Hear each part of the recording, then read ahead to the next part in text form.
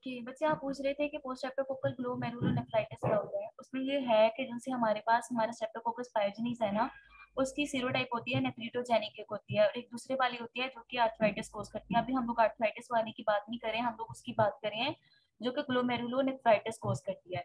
अब क्या होती है कि जब इसके अगेंस्ट हमारी बॉडी के अंदर एंटीबॉडीज बनेगी तो क्या होगा, एंटीजन इसके जो एंटीजन है ये वाला जो से नेफ्रिटोजेनिक है, ठीक है, उसके साथ क्या करेगा कि वो एंटीबॉडी बाइंड करेगी। जब वो बाइंड करेगी तो क्या होगा, एंटीजन एंटीबॉडी कम्प्लेक्सेस बन जाएंगे, और ये कम्प्लेक्सेस जो है ना क्रॉस रिएक्ट कर रहे होते हैं हमारे जो सा किडनी के ग्लोमेरुलाई है उनके साथ।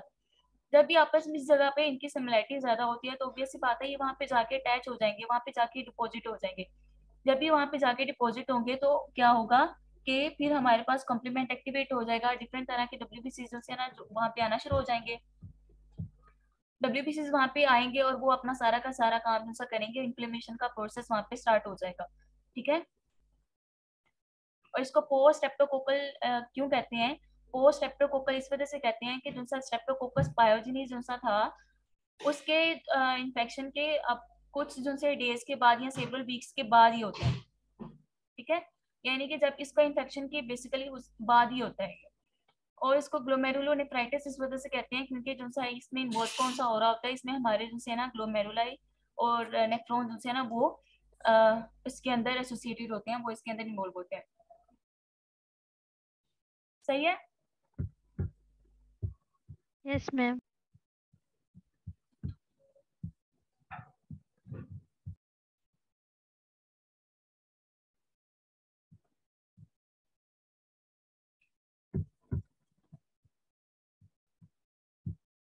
ओके आगे हम लोग पढ़ते हैं अबाउट द टाइप 4, या जिसको हम लोग डिलेड या सेलिब्रेटेड हाइपर सेंसिटिविटी भी कहते हैं। नंबर 1 पे 1 2 और 3 जो सी टाइप थी हमारे पास हाइपर सेंसिटिविटी की, उसमें हम लोग क्या कर रहे थे, उसमें हमारे पास एंटीबॉडीज इन्वॉल्व थी। अगर वो टाइप 1 है तो आईजीई थी, और अगर वो टाइप 2 या 3 तो उसके अंदर क्या था, हमारी बॉडी के अंदर जो सी है आईजीएम या आईजीजी आ रही थी। लेकिन ये जो सी टाइप 4 है ना वो सेल मीडिएटेड है, वो टी लिम्फोसाइट की वजह से है, वो एंटीबॉडी की वजह से नहीं है। तो इस वजह से हम इसको कहते हैं सेल मीडिएटेड, ठीक है। अब ये सीरम के जरिए से ट्रांसफर नहीं होती है जैसे कि वो हमारे पास हो रही थी। क्यों? क्योंकि एंटीबॉडी जो सी थी वो सीरम के अंदर होती है, ये सीरम के जरिए से ट्रांसफर नहीं होती है। ये ट्रांसफर हमारे पास और तरीकों से होगी। अब इसको डिले किस वजह से कहते हैं, क्योंकि जो सा इसका रिस्पॉन्स आता है ना टाइप 4 में वो जरा डिले आता है, या तो आवर्स के बाद आता है या फिर डेज के बाद आता है, या फिर काफी वीक्स वगैरह के बाद भी आ सकता है, यानी कि आता देर से है। तो इस वजह से इसको कहते हैं डिलेड, और रहता भी काफी दिनों तक है। अब इसमें बेसिकली हमारे पास जो से कौन से सेल इन्वॉल्व होते हैं, वो टी लिम्फोसाइट है। CD4 पॉजिटिव जो से टी लिम्फोसाइट है यहाँ, और इसके अलावा जो से हमारे CD8 पॉजिटिव जो साइटोटॉक्सिक टी सेल है वो है इन्वॉल्व। जब साइटोटॉक्सिक टी सेल इन्वॉल्व है तो वो बेसिकली क्या करेंगे, वो सेल की किलिंग डायरेक्टली कॉज करवा देंगे। अगर वो CD4 पॉजिटिव सेल है तो वो डिफरेंट तरह के अपने साइटोकाइंस और कीमोकाइंस के जरिए से एक्ट करेंगे। और इसके अलावा जो सा उनका बेसिक फंक्शन आएगा ना वो हमारे पास आएगा, वो मेमोरी टी सेल में कन्वर्ट होके वो फिर काम करेंगे, जैसे आगे हम लोग ट्यूबरकुलिन टेस्ट में पढ़ेंगे। अब इसमें हमारे पास दो तरह की हाइपर सेंसिटिविटी आ रही है टाइप 4 में। Number 1 is contact hyper sensitivity, और नंबर 2 पे हमारे पास आ रही है ट्यूबरकुलिन टाइप जो सी है हाइपर सेंसिटिविटी। सबसे पहले बात करते हैं about the contact hyper sensitivity. अब जो है ना सिंपल कोई भी मेटल होगी, कोई भी किस्म का हमारे पास केमिकल हो गया, कोई प्लांट के मटेरियल हो गए, ड्रग्स हो गई, ये क्या होगा कि जब इस तरह के सिंपल मॉलिक्यूल्स या केमिकल्स उनसे बॉडी के अंदर आए तो क्या होगा कि बॉडी इनके अगेंस्ट उसके इम्यून सिस्टम में एक्ट किया। जब इम्यून सिस्टम में एक्ट किया सेंसिटाइज होने के बाद जब उसने एक्ट किया तो क्या हुआ कि उसने उसके अगेंस्ट जो से हमारी बॉडी के टी लिम्फोसाइट थे ना उनको एक्टिवेट करवा दिया। सही है, जब उनको एक्टिवेट करवाएंगे अगर वो साइटोटॉक्सिक टी सेल में कन्वर्ट हो रहे हैं तो क्या होगा कि वो सेल की किलिंग कोज कर देंगे। अगर CD4 में हो रहा है तो वो अपनी तरह से दूसरी काम करेंगे। अब आपने अक्सर सुना होगा कि अक्सर लोगों को किसी ना किसी मेटल से एलर्जी होती है, ठीक है। अक्सर फीमेल्स में ऐसा होता है कि जब उन्होंने धात की जैसे मेटल की बनी हुई बैंगल्स पहनी होती है ना तो उनमें अक्सर ही खासतौर पर निकल वगैरह जो सा होता है ना उसकी बैंगल्स वगैरह पहनी होती हैं, तो उनमें आहिस्ता आहिस्ता उसके अगेंस्ट क्या होता है, तो उस वाली जगह पे जहाँ पे बैंगल्स होती है वहाँ पे रैशेस रैशेस से बनना शुरू हो जाते हैं। तो वो क्या होता है वो, लेकिन वो होता काफी दिनों के बाद है। ये नहीं है कि फर्स्ट टाइम में जब उन्होंने जिंदगी में पहली दफा ही वो निकल पहना तो या वो बैंगल्स पहनी तो फौरन उनको क्या हुआ कि वो रिएक्शन आ गया। होता थोड़ी देर के बाद है, अबाउट वीक्स के बाद होना शुरू हो जाए चाहे, ठीक है, लेकिन अक्सर फीमेल्स में ऐसा हो जाता है। तो उसके बाद क्या होता है, उनको इस तरह के रिएक्शन आना शुरू हो जाते हैं, रैशेस वगैरह बन जाते हैं और इस तरह के दूसरे आ जाते हैं। अब क्या है कि ये वाले जो से हैं, टी सेल को तो क्या चाहिए, टी सेल को एंटीजन चाहिए जो कि पेप्टाइड फॉर्म में है।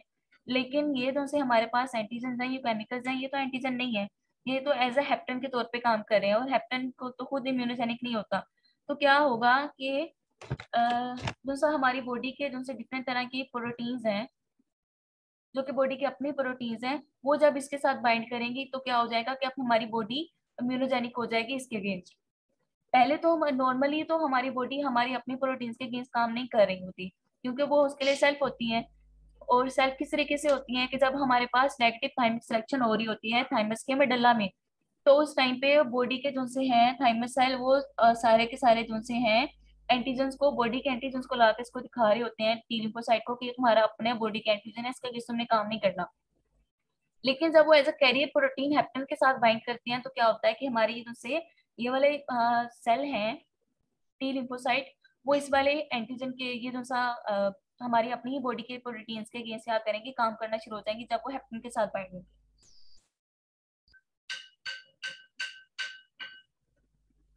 सही होगा, जब उसके साथ बाइंड कर जाएंगे, जब वो उसके अगेंस्ट एक्शन करेंगे तो क्या होगा कि हमारे जो से सेल हैं वो एक्टिवेट हो जाएंगे। जब वो एक्टिवेट हो जाएंगे तो वो फिर वो अपना सारा काम करने शुरू हो जाएंगे। अब CD4 टी सेल है ना, तो वो अगर वो TH1 या TH17 सेल में डिफ्रेंशिएट हो जाएंगे, डिफ्रेंशिएट होने के बाद जो हम लोगों ने पढ़ा था TH1 और TH17 सेल के जितने भी काम थे वो अपने काम करना शुरू हो जाएंगे।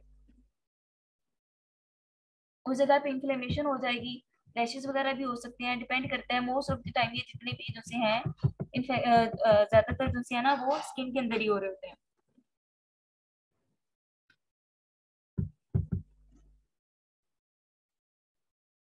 जब एक दफा वो पर्सन क्या है सेंसिटाइज हो गया है तो दोबारा फिर से अगर वही वाला मेटल या वही वाला दूसरा केमिकल दोबारा फिर से बॉडी के अंदर आया है तो क्या होगा, पहले से उसके गेंस हमारी बॉडी में दूसरे हमारे सेल थे साइटोटॉक्सिक या फिर हमारे हेल्पर टी सेल थे वो पहले से बने पड़े हैं, वो क्या करेंगे दोबारा फिर से उसके गेंस काम करेंगे और क्या करेंगे कि वहां पे अपना सारे का सारा इन्फ्लेमेशन और सारा का सारा प्रोसेस स्टार्ट कर देंगे।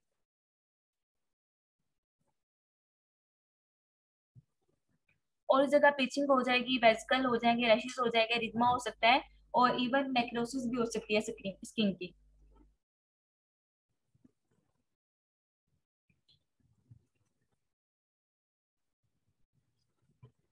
सही हो गया, इसमें किसी को कोई मसला?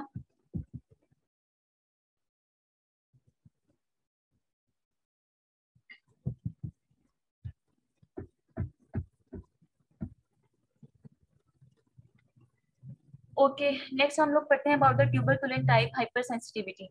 अब जो सा ट्यूबरकुलिन टाइप हाइपर सेंसिटिविटी में क्या होता है कि डिलेड टाइप हाइपर सेंसिटिविटी में की एक टाइप है, उसमें क्या हो रहा होता है कि हमारी बॉडी में अगर जो सा माइकोबैक्टीरियम ट्यूबरकुलोसिस का इन्फेक्शन हुआ, ठीक है, इन्फेक्शन हुआ, अब जो सा है माइकोबैक्टीरियम ट्यूबरकुलोसिस क्या है लेटेंट फेज में चला गया है। और लेटेंट फेज में माइकोबैक्टीरियम ट्यूबरकुलोसिस किसी किस्म का सिम्टम कोज नहीं कर रहा होता। लेकिन जब एक दफा इन्फेक्शन हो गया उसके अगेंस्ट हमारे बॉडी के जो से टी सेल थे वो सेंसिटाइज हो गए। अब जब वो सिम्टम उसके खत्म हो गया, वो लेटेंट फेज में चला गया है, तो जो से टी सेल थे ना वो कन्वर्ट हो जाएंगे into the memory T cells में, ठीक है। CD4 पॉजिटिव सेल जो से हमारे टी लिम्फोसाइट थे वो अब कन्वर्ट हो जाएंगे into the memory T cells में। अब क्या हुआ है कि हम लोग जो सा माइकोबैक्टीरियम ट्यूबरकुलोसिस जो है ना उसका एक क्या लेते हैं, एक एंटीजन लेते हैं जिसको हम कहते हैं ट्यूबरकुलिन। अब ट्यूबरकुलिन क्या है, ट्यूबरकुलिन एक का हमारे पास प्रोटीन है और ये प्योरीफाइड प्रोटीन है। ट्यूबरकुलोस की जो सी एक प्रोटीन है जिसका नाम है ट्यूबरकुलिन और ये एक प्योरीफाइड प्रोटीन डेरिवेटिव है, ठीक है। ये प्योरीफाइड प्रोटीन डेरिवेटिव है किसका, माइकोबैक्टीरियम ट्यूबरकुलोसिस का। अब उसी का डेरिवेटिव है तो इसमें हम लोग क्या कर रहे होते हैं, अब पर्सन किस फेज में है, पर्सन लेटेंट फेज में है। लेकिन उसकी जो सा है मेमोरी टी सेल बने हैं वो पूरी की पूरी उसकी बॉडी के अंदर क्या कर गए हैं, वो उसकी पूरी की पूरी बॉडी के अंदर फैल चुके हैं, मोस्टली क्या है स्किन वाली साइड पे। अब क्या किया हम लोगों ने, प्योरिफाइड प्रोटीन जो सा डेरिवेटिव था वो लिया और वो उसकी स्किन में इंट्राडर्मली क्या कर दिया, इंजेक्ट कर दिया। अब क्या है, जब उसके इंजेक्ट करने के बाद आहिस्ता आहिस्ता वो जो मेमोरी टी सेल थे वो आएंगे और वो यहाँ पे आके क्या करवाना शुरू कर देंगे, वो यहाँ पे आके रिएक्शन करवाना शुरू कर देंगे। स्टार्टिंग में तो कोई रिएक्शन नहीं होगा, आहिस्ता आहिस्ता आहिस्ता आहिस्ता रिएक्शन हो आएगा, ठीक है। और जब फिर आहिस्ता आहिस्ता क्या होगा कि उस जगह पे इंड्यूरेशन इंड्यूरेशन होती है कि स्वेलिंग, एक अच्छी खासी वहां पे ना एरिया, उस वाले एरिया में इस जगह पे आपने उस वाले प्यूरिफाइड प्रोटीन डेरिवेटिव जैसा ट्यूबरकुलिन है उसको इंजेक्ट किया है, वहां पे क्या हो जाएगा, वहां पे एक गोलाई में एक इंफ्लेमेशन हो जाएगी जिसे कहते हैं इंड्यूरेशन। जब वो हो जाएगी वो साथ में वो वाला एरिया रेड भी हो जाएगा। और ये अबाउट 48 to 3 से 4 दिन के अंदर अंदर क्या होता है कि अच्छा खासा पूरा अपनी थिकनेस में आ जाता है और पूरे उसमें अच्छी खासी रेडनेस आ जाती है। तो ये जब ये आ जाती है तो इससे हम लोगों की ये बात पता चल जाती है कि इस पर्सन को माइकोबैक्टीरियम ट्यूबरकुलोसिस का जिंदगी में इन्फेक्शन हुआ था।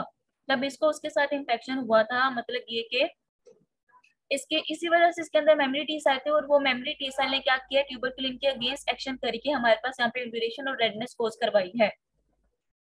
यानी कि हमारे पास प्योरिफाइड प्रोटीन डेरिवेटिव जैसा ट्यूबरकुलिन टाइप स्किन टेस्ट है ना, जैसा हम लोगों ने ट्यूबरकुलिन को इंजेक्ट करवा के किया है, उसमें ये है, उसमें ये है कि जैसा है हमारे मेमोरी टी सेल ने इसके अगेंस्ट काम किया है। इसमें हमें ये पता चल रहा है कि उस पर्सन को कभी जिंदगी में इसके माइकोबैक्टीरियम ट्यूबरकुलोसिस का इन्फेक्शन हुआ था, लेकिन ये हम लोगों को ये नहीं बता रहा कि अभी उस पर्सन को इन्फेक्शन है कि नहीं है, क्योंकि मेमोरी टी सेल तो एक दफा बन गए तो मतलब कि वो पूरी जिंदगी के लिए बन गए। इस वजह से तो मेमोरी टी सेल है, मेमोरी सेल जितने भी होते हैं बॉडी के अंदर वो जब एक दफा बन गए तो इसका मतलब है वो हमेशा के लिए बॉडी के अंदर ही रहेंगे। तो इसमें यही हो रहा होता है कि हम लोगों को करंट इन्फेक्शन का नहीं पता चलेगा कि बॉडी इस टाइम पे भी उसको माइकोबैक्टीरियम ट्यूबरकुलोसिस का इन्फेक्शन है कि नहीं है। लेकिन एक केस ऐसा है जिसमें हम लोगों को पता चल सकता है, वो ये है कि आपने पहले भी इसको ट्यूबरकुलिन दूसरा स्किन टेस्ट करवाया था। जब आपने फर्स्ट टाइम पे ट्यूबरकुलिन स्किन टेस्ट करवाया था तो क्या हुआ कि वो नेगेटिव आया। जब ये आपने सेकंड टाइम पे दोबारा फिर से किया तो वो पॉजिटिव आया, तो इसका मतलब ये है कि अबाउट कुछ डेज के बाद अगर आपने दोबारा फिर से किया तो वो पॉजिटिव आया, तो इसका मतलब ये है कि इस टाइम पे दोबारा उस पर्सन को इन्फेक्शन हो चुका है, ठीक है। अब इसमें ये चीज पता चल सकती है कि इस पर्सन को ये इन्फेक्शन हुआ है। और ये switching from the negative towards the positive, इसको हम कहते हैं पीपीटी कन्वर्जन।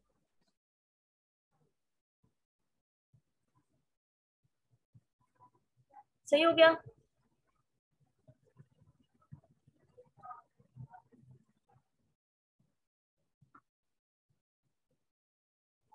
पीपीटी कन्वर्जन की समझ आ गई है सबको।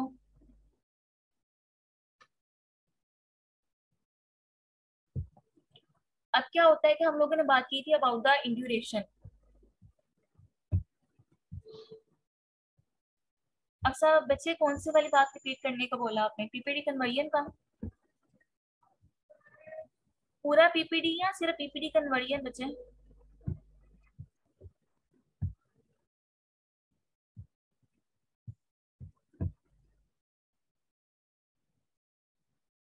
अभी अभी मैंने ये बात कही है कि हम लोगों को माइक्रोबैक्टीरियम ट्यूबरकुलोसिस का ट्यूबरकुलिन ये जो सा स्किन टेस्ट है उसके जरिए से ये पता नहीं चल सकता कि रिसेंटली पर्सन को अभी अभी भी इसका इन्फेक्शन है कि नहीं है, ठीक है। अभी हम लोग को क्योंकि मेमोरी टी सेल्स है ना, वो मेमोरी टी सेल अगर एक दफा उस पर्सन को इन्फेक्शन हो गया तो थ्रू आउट द लाइफ क्या होगा, उस पर्सन में वो मेमोरी टी सेल रहेंगे।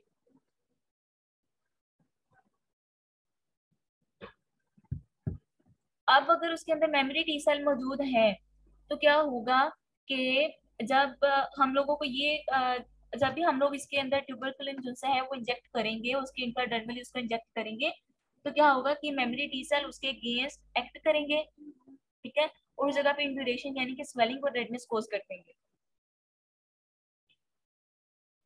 अब क्या है कि अब हम लोगों को इससे ये पता नहीं चल रहा कि वो अभी भी उस पर्सन का इन्फेक्शन है कि नहीं है, रिसेंट में उसको इन्फेक्शन चल रहा है करंटली कि नहीं चल रहा। सिवाय एक कंडीशन के, उसमें ये है कि आपने रिसेंटली उस पर्सन का ट्यूबरकुलिन स्किन टेस्ट किया था और वो नेगेटिव था। रिसेंटली आपने जब उसका ट्यूबरकुलिन स्किन टेस्ट किया तो वो पॉजिटिव नेगेटिव था। अब आपने उसका आफ्टर फ्यू डेज दोबारा फिर से क्या किया है, यही टेस्ट रिपीट किया है, तो वो पॉजिटिव आ गया है। जब वो पॉजिटिव आ गया तो उसका मतलब ये है कि उस पर्सन को अभी करंट में इन्फेक्शन हुआ है। तो ये नेगेटिव टुवर्ड्स अ पॉजिटिव जो सा उसकी कन्वर्जन है, इसको कहते हैं पीपीडी कन्वर्जन।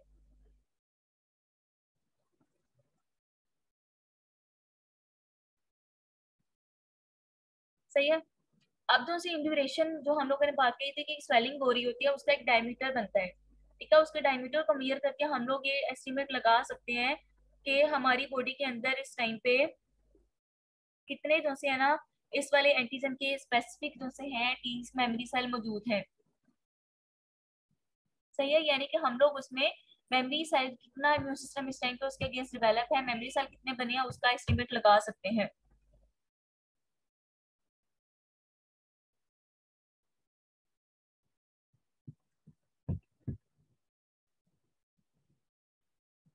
अब क्या होता है कि कुछ पर्सन ऐसे होते हैं जिनको ये माइकोबैक्टीरियम ट्यूबरकुलोसिस का इन्फेक्शन नहीं हुआ होता, लेकिन उसमें फॉल्स पॉजिटिव उनमें ये आ जाता है। क्यों क्यों आता है? क्योंकि इनका अक्सर लोगों में इसका जो है क्रॉस रिएक्टिविटी वजह से कोई और एंटीजन था जो उसके साथ मिलता जुलता था, और उसकी वजह से क्या होगा कि हमारे पास ये रिएक्शन जो है ना वो पॉजिटिव आ सकता है। और इसके अलावा वो पर्सन जो कि फॉर एग्जाम्पल इस टाइम पे उनको इन्फेक्शन है या फिर वो कभी इसके साथ इन्फेक्टेड हुए थे, ठीक है, तो उनमें भी ये फॉल्स नेगेटिव आ सकता है। वो क्यों आ सकता है? माइट बी पॉसिबल कि वो इम्यूनोसप्रेस्ड हो, किसी भी किस्म का उनको ऐसा ऑर्डर और डिसऑर्डर हो जो कि इम्यूनोसप्रेशन की तरफ उनको लेके जा रहा है। फॉर एग्जांपल हमारे पास एचआईवी में ऐसा होता है।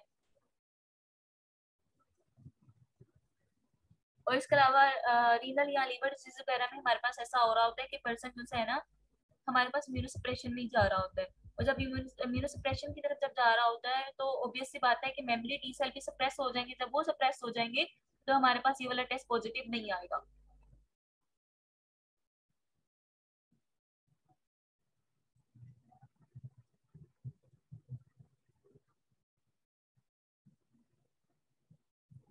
अब एक पर्सन को क्या है कि फॉर एग्जांपल हम लोग उसको ये वाला इन्फेक्शन हुआ था माइकोबैक्टीरियम ट्यूबरकुलोसिस का, तो क्या है कि हम लोग उसमें उसका इम्यून स्टेटस भी तो चेक कर सकते हैं। ठीक है, हम लोग इम्यून स्टेटस उसका कैसे चेक कर सकते हैं कि अगर वो उसको माइकोबैक्टीरियम ट्यूबरकुलोसिस था तो ऑब्वियस सी बात है उसका ये वाला टेस्ट पॉजिटिव ही आना चाहिए।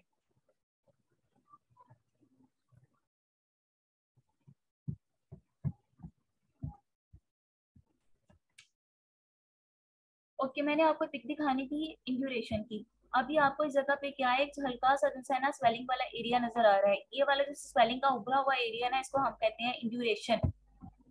इसको हम लोग कहते हैं इंड्यूरेशन। अब इंड्यूरेशन का दूसरा डायमीटर है ना वो हम लोग मेजर करते हैं। जब हम लोग इसको मेजर करते हैं तो उसके बदले में हम लोगों को ये पता चल रहा है कि पर्सन के अंदर इम्यून सिस्टम के जो से इस टाइम पे मेमोरी टी सेल है वो कितने ज्यादा है। जितने ज्यादा मेमोरी टी सेल होंगे उतने ज्यादा क्या होगा, तो उसके अंदर जो सा ये डायमीटर है वो ज्यादा होगा। क्योंकि उतना ही ज्यादा क्या है उसके अंदर वो इम्यून रिस्पॉन्स जनरेट हो रहा है, और ये रेडनेस यानी कि रिदमा भी आपको नजर आ रहा है। हम लोगों ने बेसिकली ये वाला जो सा एरिया है ना, ये जो सा इंड्यूरेशन का स्वेलिंग का जो सा एरिया है, हम लोगों ने उसका डायमीटर फाइंड आउट करना होता है, और वो हम लोगों को बता रहा होता है कि उस पर्सन का जो सा है ना इस टाइम पे स्टेटस कैसा है।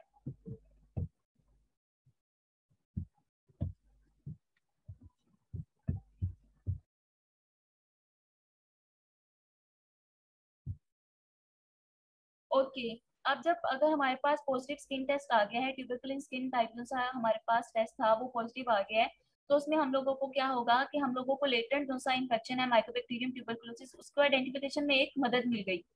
तो हम लोगों को इससे ये पता चल जाएगा कि आया हम लोगों ने इस पर्सन को उसके लेटेंट जो सा इन्फेक्शन है उसके अगेंस्ट उसको ट्रीट करना है कि नहीं करना। और उससे पहले हम लोग को जब हम लोग पीपीटी जो सा है उसका स्टेटस चेक करते हैं, उससे पहले हम लोग को ये बात भी चेक करना जरूरी होती है कि पर्सन का इम्यूनो सप्रेस तो नहीं है। ठीक है, अगर वो क्या है कि अगर वो इम्यूनो सप्रेस हो तो ऑब्वियस सी बात है कि वो पीपीटी जो सा है ना उसका वो हमारे पास नेगेटिव आएगा। इसके अलावा जब हम लोगों ने पर्सन को इम्यूनोसप्रेसिव जो सी है ना मेडिकेशंस भी देनी होती है ना, तो उससे पहले हम लोग क्या करेंगे, इम्यूनोसप्रेसिव ड्रग्स भी देने से पहले हम लोग पर्सन का पीपीडी स्टेटस जो है ना वो चेक कर लेते हैं, क्योंकि पीपीडी स्टेटस बेसिकली हम लोगों को इम्यूनो कम्पिटेंस के बारे में भी बता रहा होता है कि उस पर्सन का जो सा था इम्यून सिस्टम वो अच्छा काम कर रहा है कि नहीं है। अगर हमारे पास पीपीडी उस वाले पर्सन में जिसमें इस टाइम पे लेटेंट इन्फेक्शन है उसमें अच्छा खासा आ गया है, तो क्या होगा कि ऑब्वियस सी बात है कि हम लोगों को ये बात पता चल जाएगी कि वो पर्सन इस टाइम पे अच्छा खासा एक्ट कर रहा है, उसका इम्यून सिस्टम, यानी कि अगर वो अच्छा एक्ट कर रहा है तो तभी तो उसके अंदर जैसे इम्यून सेल्स बन रहे हैं। ठीक है, तो फिर ही हम लोग उसको क्या करवाएंगे कि हम लोग फिर ही उसको इम्यूनोसप्रेसिव जो सी है ना ड्रग्स दे सकते हैं, यानी कि ये हमारे पास इसकी एक बेनिफिशियल इफेक्ट भी आ सकता है। अब इस तरह के जो से पेशेंट है ना जिनको हम लोगों ने इस तरह की मेडिकेशन वगैरह करनी होती है, तो हम लोग क्या करते हैं कि इम्यूनोसप्रेशन में आप लोगों को सबको पता होगा कि जब एक पर्सन जो इम्यूनोसप्रेसिव स्टेट में जाता है तो क्या होता है कि जितने भी उसकी बॉडी के अंदर लेटेंट फेज में इंफेक्शन वो माइक्रोब्स पड़े होते हैं, एक तो उनको चांस मिल जाता है कि वो अब दोबारा फिर से इन्फेक्शन कोज करें। ठीक है, और ये आप जब टीबी के बारे में पढ़ोगे तो उसमें एक आप बड़ी अच्छी खसूसियत उसकी ये पढ़ोगे कि जब भी जैसे ही उसको ये चांस मिलेगा, पर्सन जो है ना इम्यूनो कॉम्प्रोमाइज हुआ है उसको फौरन ही अपॉर्चुनिटी मिल जाएगी लेटेंट फेज में अगर वो चला गया है तो दोबारा फिर से वो इन्फेक्शन वाले स्टेट में आ जाए। तो इसके अलावा अपॉर्चुनिस्टिक जो पैथोजेंस वगैरह हैं उनको भी ये जो है ना अपॉर्चुनिटी मिल जाती है कि वो इन्फेक्शन कोज करना शुरू हो जाते हैं। अब अगर हम लोगों ने पर्सन को क्या करना है कि हम लोगों ने उसको इम्यूनोसप्रेसिव मेडिकेशन देनी है, उससे पहले हम लोगों ने क्या किया कि हम लोगों ने पीपीडी टेस्ट करके हम लोगों ने ये पता करवाना है कि उस पर्सन में क्या है, कि उस पर्सन में इस टाइम पे माइकोबैक्टीरियम ट्यूबरकुलोसिस जो सा है लेटेंट फेज में मौजूद है कि नहीं है। अगर पीपीडी उस इन वाले पर्सन में जिनमें इस टाइम पे हम लोगों को इम्यूनोसप्रेशन करने की जरूरत है किसी भी वजह से पीपीडी पॉजिटिव आ गया, तो इसका मतलब ये है कि उनमें इस टाइम पे माइकोबैक्टीरियम ट्यूबरकुलोसिस किस फेज में मौजूद है, लेटेंट फेज में। जब वो इनमें लेटेंट फेज में मौजूद है तो हम लोग पहले अपनी तरफ से पूरी कोशिश करेंगे, हम लोग एंटी माइक्रोबैक्टीरियल जो सी है ना ड्रग जो सी है ना वो देना शुरू हो जाएंगे, ताकि जो सा लेटेंट फेज में इस टाइम पे इन्फेक्शन मौजूद है वो खत्म हो जाए। क्योंकि अगर जब हम लोग इम्यूनोसप्रेसिव ड्रग्स दे देंगे वो इन्फेक्शन बॉडी के अंदर मौजूद है लेटेंट फेज में है, तो जैसे ही इम्यूनोसप्रेशन करवाएंगे वो एक्टिव फॉर्म में आके क्या करेगा उसकी डिजीज भी साथ में हो जाएगी।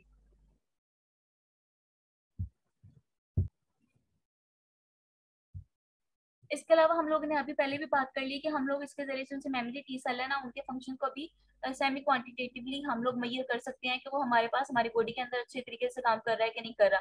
जैसे कि हम लोगों ने इंड्यूरेशन वगैरह से भी उसका जो सा था ना अंदाजा लगा लिया था, लेकिन अब जो है ना ये स्किन टेस्ट इतने अच्छे यूज नहीं हो रहे क्योंकि इनके जो है अल्टरनेट में हमारे मार्केट में काफी सारे टेस्ट आ चुके हैं। अब एक होता है जो सा पीपीडी टेस्ट ही है, स्किन टेस्ट में से एक है जो कि हमारे पास ट्यूबरकुलोसिस के लेटेंट इन्फेक्शन को फाइंड आउट करने के लिए इस्तेमाल किया जा रहा है। इसके अलावा और किसी भी किस्म का जो स्किन टेस्ट है वो कम यूज किए जाते हैं।